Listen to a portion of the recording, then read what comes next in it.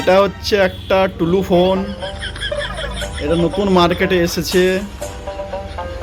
এর মধ্যে আছে আপনার একটা বড় ডিজে বক্স, দেখছেন, বড় ডিজে বক্স। তার সঙ্গে আছে একটা সিসি ক্যামেরা যা আপনাকে কভার করবে। তার সঙ্গে দিচ্ছি লেজার লাইট, একটা হাইফাই ডিজাইনের একটা হেভি পাওয়ারফুল একটা ডিজে লাইট।